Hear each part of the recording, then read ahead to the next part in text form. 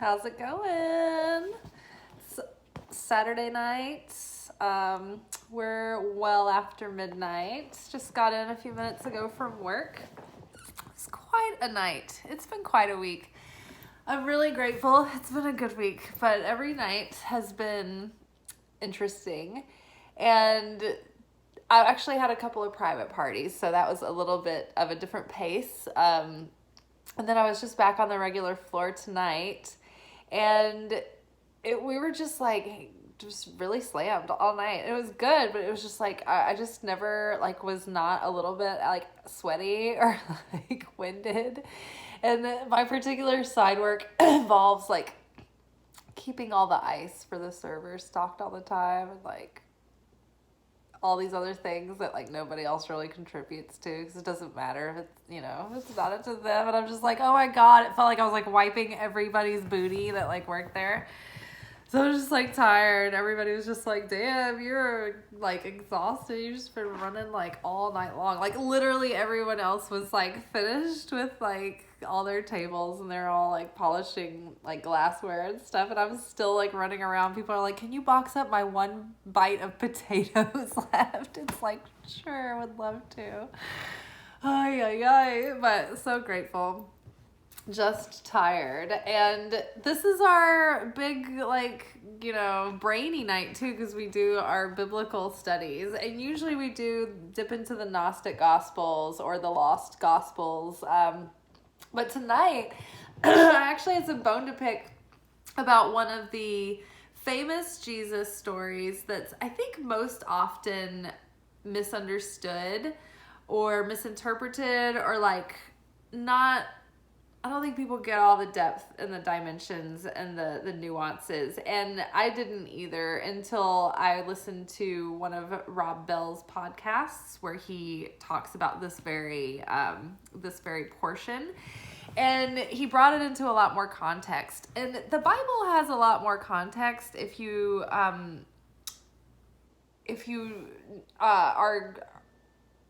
given any information about the political temperature at the time,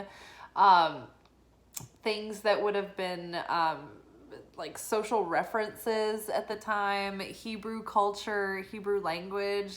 Without knowing any context around that, it's kind of hard to actually get any real interpretation or accurate interpretation out of the Bible. And so, but before we go into the portion, I also wanted to tell you guys a story. So, some interesting synchronicities this week. I don't know if you've been watching, but I've been doing Lent, and I gave up some things for Lent. And I've noticed that during this Lenten season, particularly, I have felt very close to the Christ. I have been literally out in the wilderness, out in the woods, and temptation has come shown up on my phone and stuff, and I'm just oh my god, this is I'm out here in the woods walking through the labyrinth, and the devils come to find me in the woods. And it's been really funny. And so then also I fell into a bunch of thorns, and I stepped on a nail, and I keep getting hand injuries. And so I've been having minor stigmata wounds. I have a piercing in my side because I think I've got a rib that's slightly out of place. And there have been also some events that have been happening that have been playing out. I was publicly ostracized, so I had a Judas moment. I'm pretty sure I've been denied twice. I don't know, maybe I have one more time to look forward to by Peter.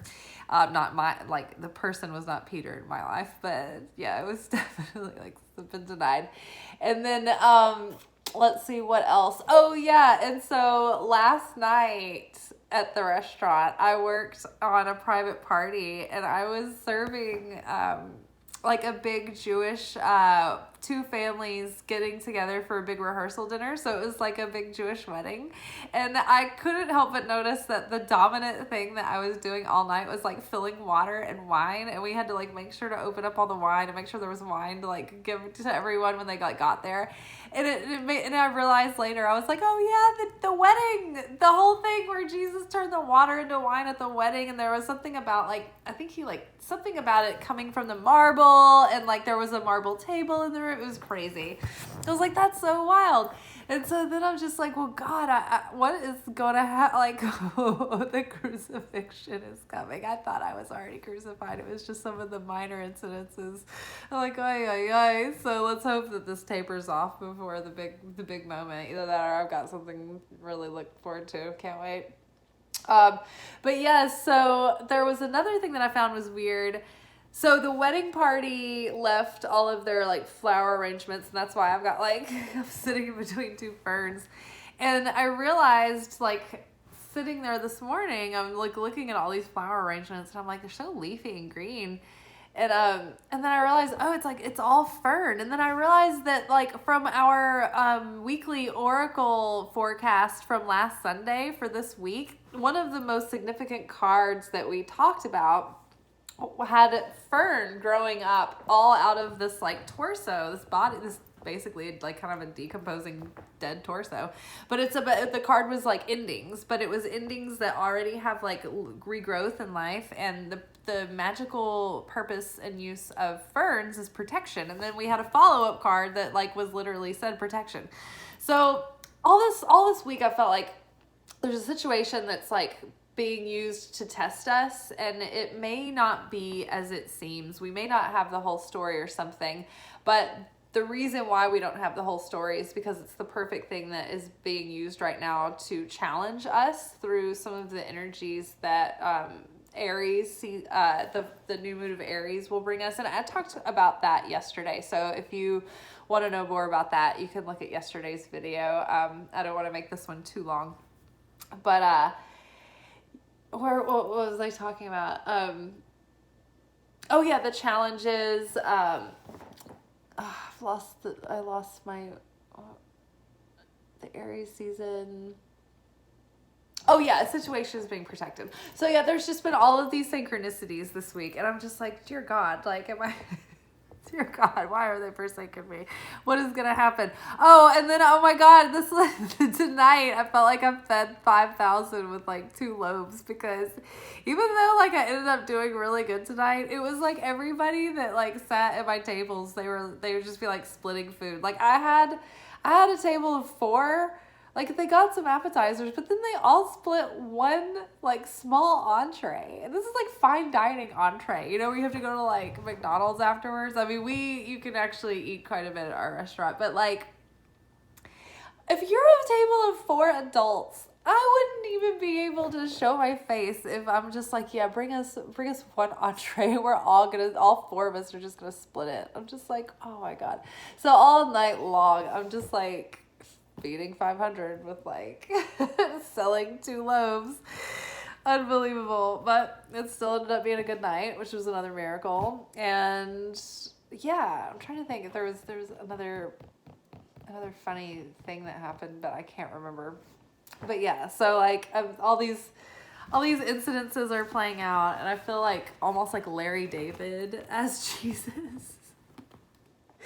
Okay, so the portion I want to talk about in the Bible is often it often makes people really mad, and that this is one of their favorite things to like reference when they're like, fuck Christianity, I'm over it, I'm totally against the church now, and it's just not for me, I don't get it. And this portion is when Jesus is talking about like if someone strikes you on the face, like turn the other cheek.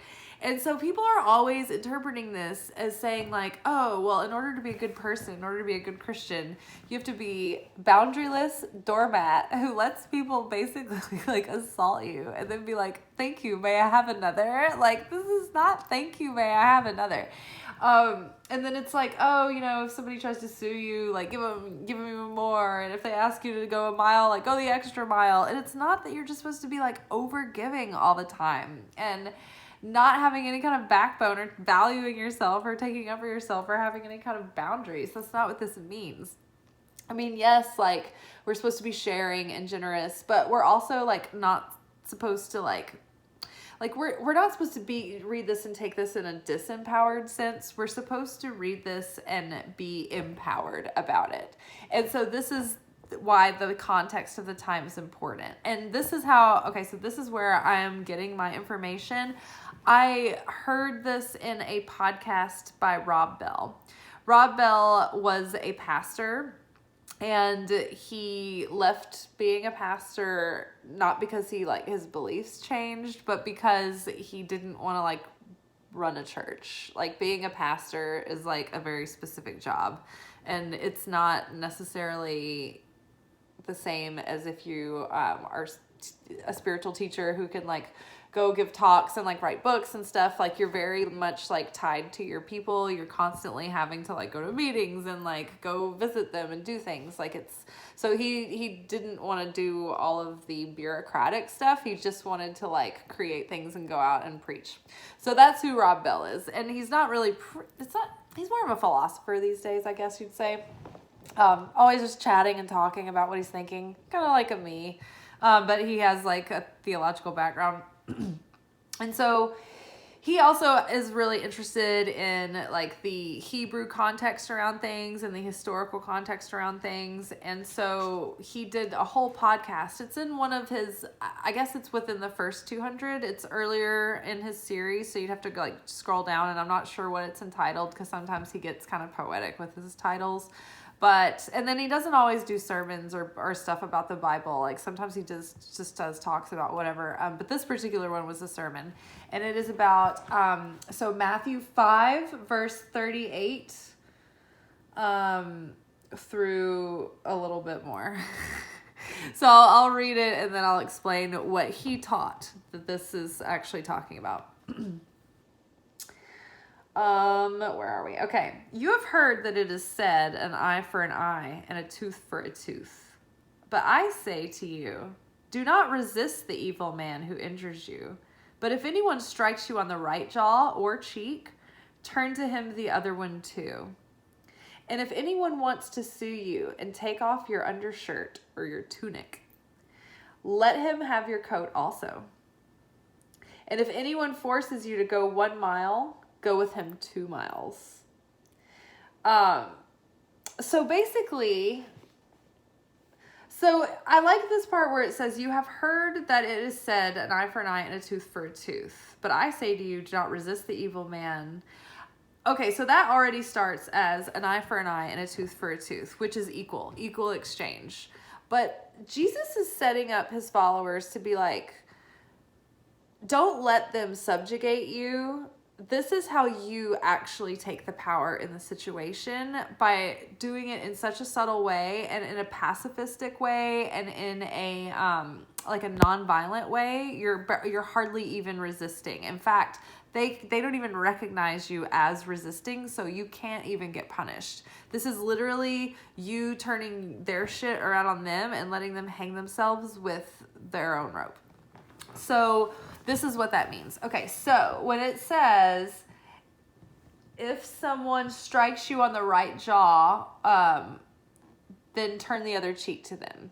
So back in that day, if you were going to hit a slave, you were only legally allowed to do it with the back of your hand. So if you were going to hit your slave, you would be facing them and you're hitting them with your right hand. And I believe that you're supposed to hit the slave with your right hand in the back of the hand. The hand was for hitting and doing like aggressive things and like doing work in the world. And I think the left hand was like reserved for other things. So if I'm like facing you and I hit you like that, then I'm hitting your right cheek. Okay, because this is my right and that's your right? So that would imply that if somebody hits you on your right cheek, then that means that they're backhanding you and they're putting you down and they're calling you less than them and they're calling you a slave.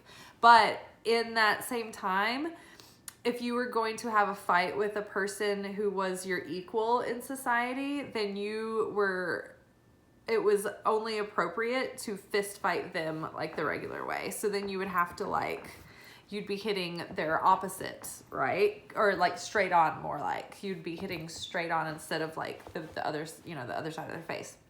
So this is more about if somebody tries to hit you or like put you down, you make them come as your equal. Like, it's like saying, like, if I'm the one getting hit, instead of backhanding me, bitch, why don't you fucking hit me straight up like an equal? Like, why don't you come at me like a man and hit me? You know what I mean? Like, fight like an equal. Like, you're standing up to them and you're taking your power back. And they actually were not allowed to strike a slave with their right hand. It would have been a very severe punishment because you would have been acknowledging the slave as an equal at that point.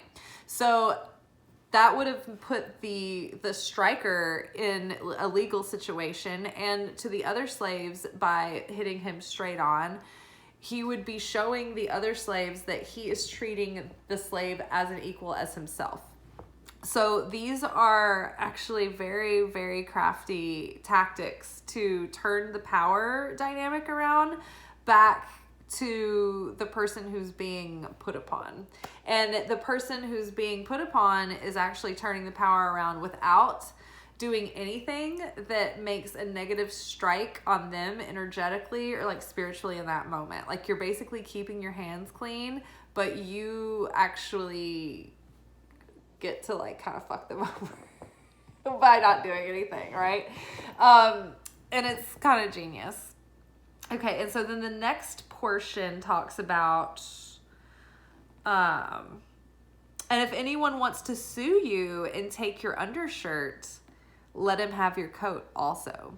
And so this is, again, when a person is trying to take everything that you have and they are, again, subjugating you and keeping you under that reign of oppression, then if they take your tunic, then give them your jacket. Because you know what happened back then? When you're naked, the naked person is not the one to blame, and the naked person is not the one that carries the shame. In that culture, the people who carried the shame, who were marked and like soiled and like needed to go like repent and atone, were the people who looked at the naked person.